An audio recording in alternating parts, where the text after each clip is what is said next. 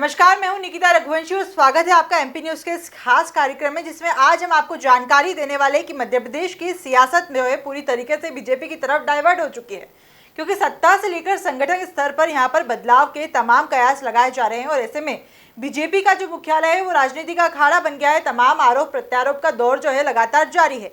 ऐसे में बीजेपी में जो ये तमाम उठापटक सामने आ रही है, इसके बारे में हम जानेंगे हमारे सहयोगी सुनील से। सुनील, बताएं कि जिस तरह की जो खबरें आ रही है तमाम उठापटक की और आपसी फूट की, इसको लेकर आगे क्या रणनीति बनेगी और आपकी इस पर क्या राय है? जी बिल्कुल निकिता, हम देख रहे हैं जिस तरह से मध्य प्रदेश की राजनीति पूरी तरह से बीजेपी की तरफ मुड़ चुकी है। जिस तरह से हम देख रहे हैं बीजेपी का जो मुख्यालय है वह एक बड़ा अखाड़ा में तब्दील हो चुका है और लगातार जो बीजेपी के आला नेता हैं उनका बीजेपी मुख्यालय पर आना जारी है।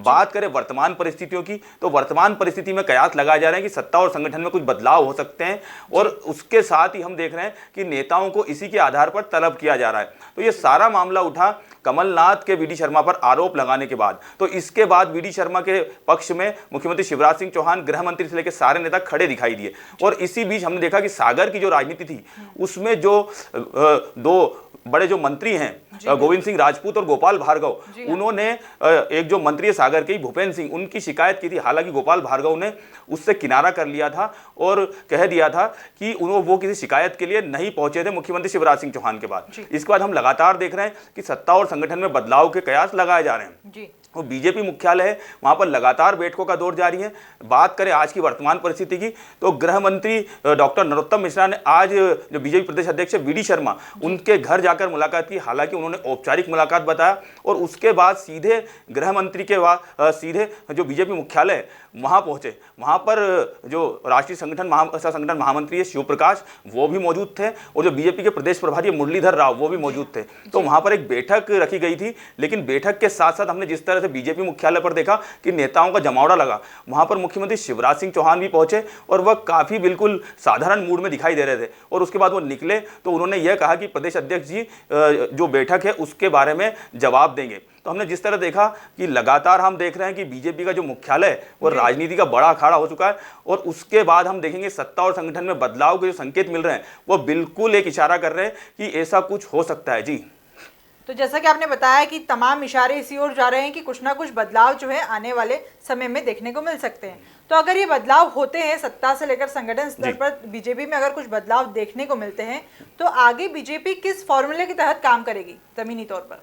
जी, बड़ी बात है ये कि किस फार्मूले पर काम करेगी। तो मध्य प्रदेश की जो राजनीति है वो 52-53% ओबीसी है और यहाँ पर 16% एससी वर्ग है और 21% एसटी वर्ग है। तो बात करें इस फार्मूले की, तो ओबीसी जो जितने ही मुख्यमंत्री बने हैं बीजेपी के, वो सब ओबीसी वर्ग से आते हैं। तो यहाँ कयास लगाया जा रहा है कि प्रदेश अध्यक्ष का जो पद है उसमें बदलाव हो सकते हैं। इसमें एक बड़ा नाम प्रहलाद पटेल का निकलकर सामने आ रहा है और लगातार सेंसेक्स की तरह अलग अलग नाम आ रहे हैं। फग्गन सिंह कुलस्ते, सुमेर सिंह सोलंकी, इसी तरह से अन्य कई नाम आ रहे हैं जो कि प्रदेश अध्यक्ष के दावेदार बता रहे हैं। इसमें बीजेपी के राष्ट्रीय महासचिव कैलाश विजयवर्गीय, उनका भी नाम लिया जा रहा है कि प्रदेश अध्यक्ष उनको ही बनाया सकता है। लेकिन मध्य प्रदेश की राजनीति एक नए मोड़ पर, एक नए मुकाम पर खड़ी है और इसमें जो सामाजिक समीकरण है उनको भी साधना महत्वपूर्ण होगा।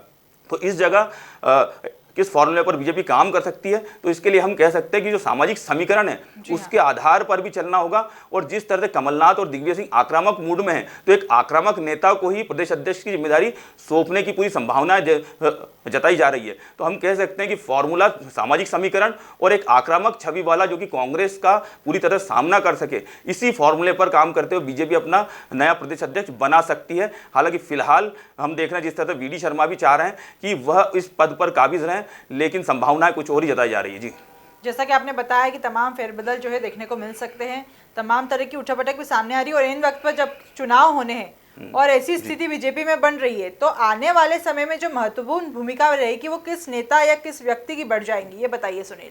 ये बड़ी महत्वपूर्ण भूमिका इस जगह पर आएगी ज्योतिरादित्य सिंधिया की, क्योंकि वह कांग्रेस छोड़कर बीजेपी में आए थे। उनका भी एक बड़ा कद है और इस जगह उनकी जो भूमिका है बड़ी महत्वपूर्ण बन जाएगी कि उनकी राय क्या होती है और उनके जो गुट है सारा, वह किसके लिए हामी भरता है। तो एक सबसे बड़ी भूमिका यहाँ पर ज्योतिरादित्य सिंधिया की बढ़ जाएगी, क्योंकि ग्वालियर चंबल इलाके से लेकर पूरे मध्य प्रदेश में उनके समर्थक मौजूद हैं और यह सारे घटनाक्रम जो हम देख रहे हैं घटनाक्रम, इसमें ज्योतिरादित्य सिंधिया की भूमिका हमें कहीं भी नजर नहीं आई।